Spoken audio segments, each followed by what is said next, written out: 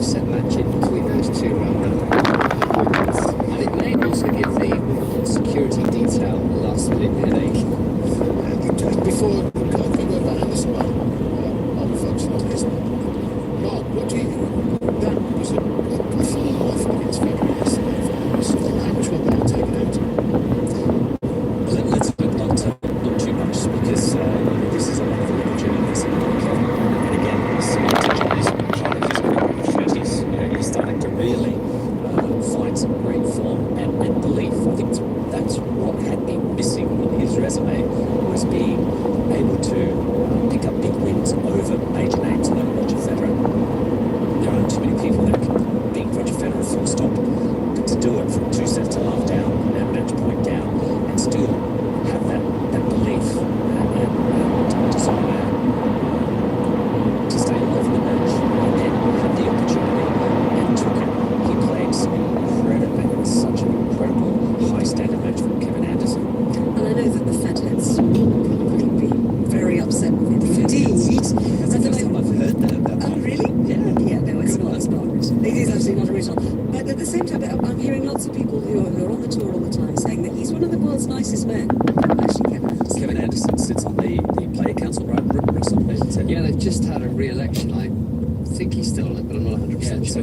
So he obviously has to avail himself to the player contingent, and he's very smart, unassuming, but he just very much business-like. He gets the job done, and I think that at times people say maybe a little on the boring side, but I think that's where he's changed his approach. We're seeing much more emotion from Kevin Anderson. There are more fist pumps. There's more. He's getting just showing how he's feeling on the court. It's a big turnaround for Kevin, and I think he's got a great chance against Isner. There's a bit more in Kevin's game on this surface for me, and his numbers are being very, very strong through the tournament. well, let's go quickly over to court number 1, because, David Law, you're watching the pairing that I've seen on social media as being known as Mazarenka.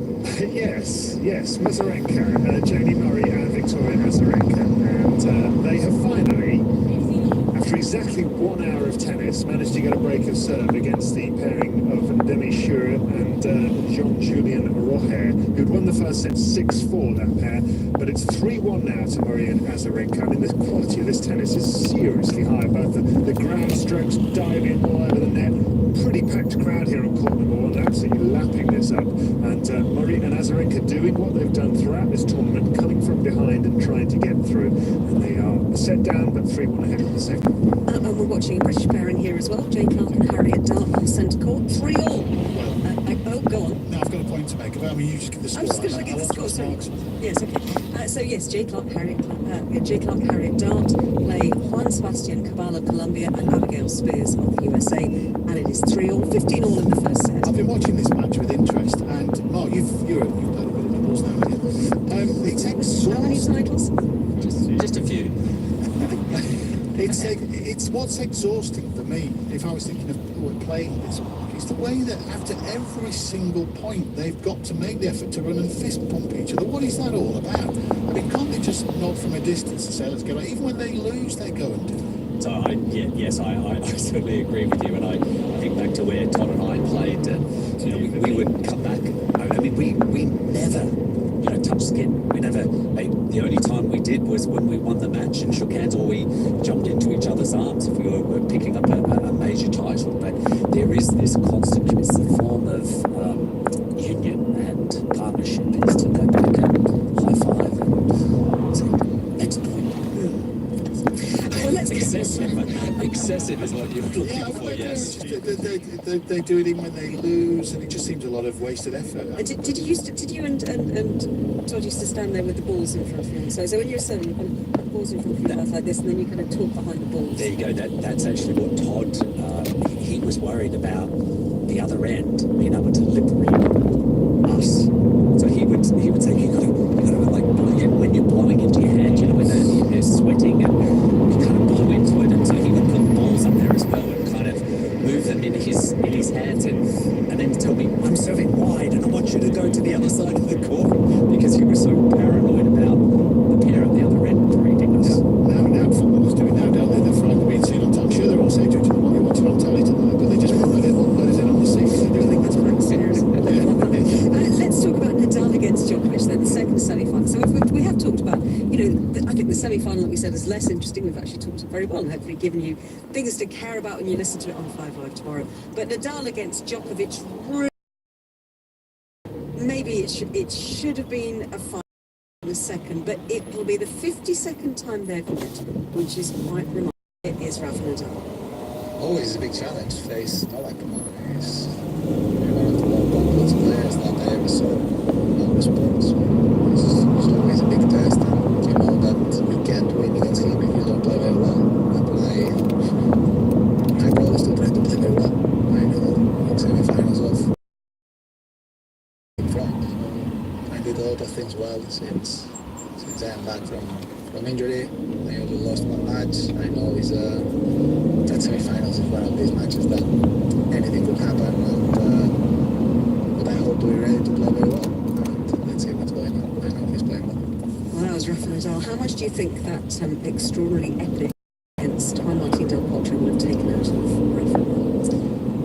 I'm hoping that he can come out and start off the match like he did against Juan Martín. I mean, he was in superb form, but I think we're all discussing around the grounds that certainly has been the match of the tournament, and the effort that it took from to defeat Juan Martín. I mean, the emotions that's roller coaster through that match fluctuated so much, but and I'd be interested to see how he goes about it mentally. He played such a fantastic match against Juan Martín, and does he go into this match with Djokovic thinking that he has to play better? And that's a tough ask to bounce back once again, within a day against an opponent like Novak. And an opponent who seems to have his mojo, Russell. Very much so, and if he wins tomorrow, then I think we're almost saying he's pretty much back to the level he was 2 years ago. This is what he still needs to prove to everybody, that he can beat a Nadal or a Roger Federer in the latter stages of a Grand Slam. But he's been playing increasingly well for the last couple of months on tour, on clay, and now particularly on the grass. And I think feels that he's had the rough end of the deal at Wimbledon on a couple of occasions. So he's motivated perhaps by being asked to play on court too. He was certainly jigging himself along by getting a little bit unhappy with the crowd when he played Kyle Edmund here last Saturday in the third round, when he thought some of the crowd ball before serving, and then he was warning for throwing his racket in the quarterfinal against Kei Nishikori, and he thought that was unfair. So I think this sense of injustice is helping to fuel his fire, Mark. Maybe he should look to Dominika Sibylkova, the way that she felt unjustly treated by not being seeded, had a great tournament. Djokovic still alive, but I think he is close to playing some of his best tennis at Wimbledon on the grass.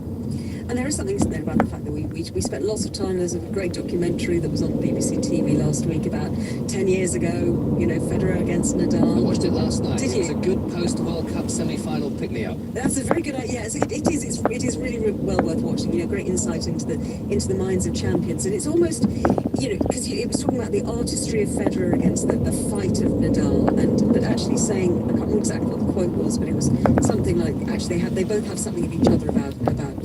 That Federer is the artist, but he's a fighter as well. And even though you think of Nadal as a fighter, he's got the artistry too. So do you think we're going to see the artistic side of Rafa Nadal tomorrow, Mark? I think Rafa's just going to come out and it's like treat it as a bull ring, and I think he'll see Novak as the red, and he's just going to go charging through it as best he can. It's going to be a physical match, and I think he's prepared to take Novak on that way. Brilliant stuff, Mark. Thank you very much indeed. Thanks to Russell. So men's semi-finals day tomorrow. We're on air at 1 o'clock, and don't forget that John McEnroe is here 7:30 tonight. 6 85058 if you want to get your questions in. Thank you, Ellie. I'll see you tomorrow. I'm about to swap mixed doubles partners. Go on. a quick fist bump. Fist bump. Okay. I hope you don't have to switch seats. On Drive today, the government publishes its blueprint for future trading relations with the EU. We'll look at the detail, we'll get reaction from the former Cabinet Minister, Owen Paterson. Yes, and as a cheap teddy officer descends into chaos at shops across the country, we'll talk to someone who's been queuing up since 10 o'clock this morning.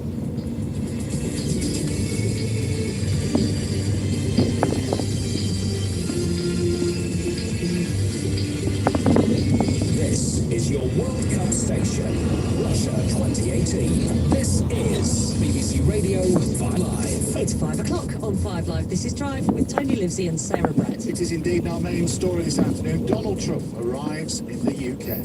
We should treat him in the same way that we treat a visit from President Putin. He's not a friend of this country. And preparing for face-to-face negotiations to start again on Monday. And from Westminster, John Pienaar. The government's mapped its exit route. Angry Brexiteers say Britain's staying too close to Brussels. Labour split too, but just now, Labour MPs are sitting back, watching the Tories fight among themselves and loving it. As he arrives in the UK, Donald Trump has his say. Brexit is Brexit. The people voted to break it up. So I would imagine that's what they'll do, but maybe they'll take it a little bit of a different route. So I don't know if that's what they voted for. We'll be hearing later from a diver involved in rescuing the boys from a flooded cave in Thailand, and how an offer to build a bear seems to have built a crisis for one toy shop. Plus the latest from Wimbledon and the World Cup desk of sport. With the BBC News throughout the hour, Neil Nunes. Conservative backbenchers who supported Brexit have strongly criticised the government's white paper, which sets out how ministers see Britain's future trading relationship with the EU. Presenting the plan to the Commons, the Brexit Secretary Dominic Raab said it was principled and practical and faithful to the referendum. But Tory Brexiteer, political correspondent Leila Nafi reports. The government has now fleshed out the agreement reached by ministers at Chequers last Friday, which triggered the resignations of both Boris Johnson and David Davis. Dominic Raab, now in charge of the Brexit department, said the plans, which envisage a common rulebook between the EU and UK and a new customs arrangement for goods, were the right ones for both sides. Labour's Keir Starmer said they were likely to unravel within days. But the disquiet among many Tory Brexiteer backbenchers who believe the proposals fail to respect the referendum result is a more serious concern for the Prime Minister. Some are trying to amend other key pieces of Brexit legislation that go before the Commons next week in order to try to force a change of strategy. President Trump has arrived in the UK for his first official visit. Mr. Trump and his wife Melania will spend the night at the US ambassador's residence in London before travelling outside the capital to meet the Queen and Theresa May tomorrow. Thousands of people are expected to take part in protests. Details from our diplomatic correspondent James Landau. Donald Trump began his 4-day trip to Britain as he meant go on, travelling by helicopter to avoid demonstrations with controversy in his wake. Even before he landed at Stansted and flew to the US ambassador's residence in London, the president told reporters in Brussels that Brexit seemed to be turning out a little bit differently, with the UK getting partially involved back with the EU. He didn't know if that was what the people of Britain had voted for. Theresa May immediately pushed back, insisting the government's plans delivered on the vote of the British people. Thousands are expected to demonstrate against the president during his visit, but he insisted he was liked a lot in the UK. He claimed people agreed with his tough approach to immigration. Essex police apologised for making hundreds of officers covering the president's trip spend the night in what they described as unacceptable conditions. West Midlands Police and Crime Commissioner David Jameson said it was an absolute disgrace that officers in Colchester had been forced to sleep on mats in cramped conditions in a gymnasium between shifts. A British woman who spent 40 years looking for her son has settled a legal dispute with a Catholic adoption agency. Tressa Reeves said she was never officially adopted, a claim which the agency Tressa Reeves gave birth to her son in Dublin in 1961 and agreed to have him adopted by a Catholic agency, St Patrick's Guild.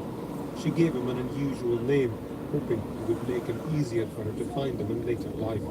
But her son hadn't been legally adopted. He'd simply been handed over to a childless couple. For decades, Mrs. Reeves searched for him, but Victoria High Court in Dublin and St Patrick's Guild and other Irish authorities had given her the brush off when she attempted to contact him. He eventually met in 2013. Her son was 52. While the details of the settlement remain confidential, Professor Reeves' solicitor said she felt fully vindicated by her. One of the British divers who helped to save 12 schoolboys and their football coach from a flooded cave in Thailand has insisted that he is not a hero. John Wallington, who arrived back in the UK earlier today, said the rescue operation had been calculated and very calm. The opposite, said he had insisted to heroics. Serena Williams will face Germany's Angelique Kerber in the Wimbledon final after both women won their semi-finals in straight sets. The American former world #1 overpowered Germany's Julia Gerges 6-2, 6-4, while Kerber beat Latvia's Jelena Ostapenko 6-3, 6-3. Neil, thank you. It's 5:05. There has already been a clutch of ministerial resignations and Brexiteer complaints over Theresa May's proposals for a future trading relationship with the EU. Today, the long-awaited white paper with details of the plans was published, setting out the government's post-Brexit aims, ensuring trade cooperation with no hard border for Northern Ireland and global trade deals for the UK. The new Brexit Secretary, Dominic Raab, quickly installed after the departure on Sunday of David Davis, appeared in the Commons to tell MPs it was a blueprint for a principled, pragmatic and ambitious future partnership between the UK and the EU. Mr. Speaker, it delivers on the instruction we received loud and clear from the British people to take back control over our laws, our borders and our money. And in delivering on this vision, the government proposes an innovative and unprecedented economic partnership based on open and free trade, maintaining frictionless trade through a new UK-EU free trade area for goods underpinned by an ongoing common rule book, covering only those rules necessary to provide for frictionless trade at the border. This will support business. It will meet our shared commitments to Northern Ireland and Ireland, avoiding reliance on the so-called backstop solution. A key component of this will be our proposal for a facilitated customs arrangement, a business-friendly model that removes the need for a new routine customs check and controls between the UK and the EU, whilst enabling the UK to control its own tariffs to boost trade with the rest of the world. We heard some political reaction there in the chamber. We'll get more reaction to the white paper in just a moment from Westminster, and Katja Adler, our Europe editor, will have a view from Brussels. Before that, though, what is actually in the white paper, and equally importantly, what isn't there? Our reality check correspondent Chris Morris has been breaking down some of the main sections for us. And the government have been saying for some time they want to achieve frictionless trade. That's the phrase, isn't it? What light did the white paper shed on how to achieve that, especially with trade goods? Yeah, I mean, there's 100 pages here, so there's a lot to digest, and there's 4 different chapters, one on the economic partnership, the security partnership, other areas of cooperation, and finally institutional arrangements. But I think it is clearly the economic partnership that's going to get the most attention. That's what people need to know about. And goods is at the heart of it. Let's listen to an excerpt from the white paper read by a hard-working BBC producer. The UK proposes the establishment of a free trade area for goods, including agri-food. The UK and the EU would maintain a common rule book, with the UK making an upfront choice to commit by treaty to ongoing harmonisation with EU rules on goods, covering only those necessary to provide for frictionless trade at the border. So a free trade area for goods is pretty close, frankly, to single market membership for goods. But for obvious political reasons, nobody wants to call it that. And the suggestion of a common rule book sounds terribly collaborative. But in effect, it would mean that the UK would agree to take on the EU rules. Now, Parliament would have the right to reject them, but of course, as soon as you start rejecting 1 or 2 rules, your frictionless trade becomes a bit less frictionless, and that's the problem, and that's one of the issues I think that Brexiteers have with this. What happens to take back control if we're just taking on your rules without any say over how you make them? And we know that there's been a lot of internal cabinet debate and rows over what should replace the customs union. Some various alternatives have been on offer. What did the white paper finally say? Yeah, I mean, there were 2 options that have been kicking around for a few weeks. One of them based on Max FAC, based on new technology. That's still in there. We want to use as much new technology as possible. cutting edge of global customs policy, but also the other idea of a customs partnership that brought an element of that, essentially meaning that the UK will continue to collect EU tariffs on the EU's behalf at UK borders. Let's have a listen to another excerpt. The UK's proposal is to agree a new FCA, facilitated customs arrangement, with the EU. As if in a combined customs territory with the EU, the UK would apply the EU's tariffs and trade policy for goods intended for the EU. The UK would also apply its own tariffs and trade policy for goods intended for consumption in the UK. I crossed that last line out. We heard a bit more, which is lovely. The white paper basically says, we've been criticised in a lot of places, I think, both in Europe and also here, for just being unworkable, because this is a suggestion that is not done on anything like this scale anywhere else in the world, particularly the idea of collecting tariffs. Very sceptical about outsourcing customs arrangement without any legal certainty about how that would work. So you're saying the government wants goods to remain part of a common rule book, but what about services, which makes up 80% of the economy? As you say, 80%, and yet the government is proposing a much looser relationship for services. And it's interesting that it has essentially conceded that some of it isn't going to come to pass. Some of its initial suggestions were rejected out of hand by the European Union, and so it's gone for something different tack. Let's again have another short excerpt. As the UK leaves the EU and the single market, it recognises the need for a new and fair balance of rights and responsibilities. The UK can no longer operate under the EU's passport agreement, as this is a transit single market of which it will no longer be a member. So no passport, which is the way at the moment you can freely sell services in another EU country with no problem at all. What they're suggesting now is that we need a new bespoke arrangement, if you like. It's something called mutual recognition, where I recognise your rules and regulations and you recognise mine. The EU have made clear that was a non-starter, so they're looking for something new and ambitious, partly arguing that the City of London is so important, not just to the UK but for the rest of the EU, that it's in the EU's interest to do a deal. And the question of immigration and freedom of movement.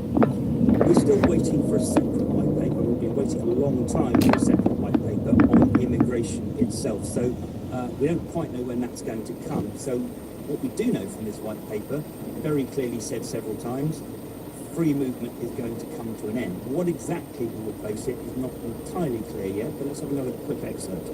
Any future mobility arrangements will be consistent with the engine of free movement, respecting the UK's control of its borders and the government's objective to control and reduce net migration. Future mobility arrangements, that's the key word. What is going to replace free movement? All trade agreements have mobility frameworks, and it's interesting, there are hints in this document that it could be, the UK government would see it relatively generous, for example, saying it could allow citizens from the EU to travel freely without a visa for tourism and temporary business activity. The fifth Brexiteers, of course, is this is the thin end of the wedge, which the EU will argue very hard. It's all very well you saying you want free movement of goods, but if you want free movement of goods, you really have to have free movement of people as well, and free movement of services. Yes, thank you. Well, yes, these are the government's proposals at the moment, but of course the European Union has yet to have its say. How will these measures go down in Brussels? Our Europe editor is Katja Adler. I think what's most interesting, and this has been the case ever since Theresa May held that extraordinary cabinet meeting in Chequers, is how silent EU leaders have been.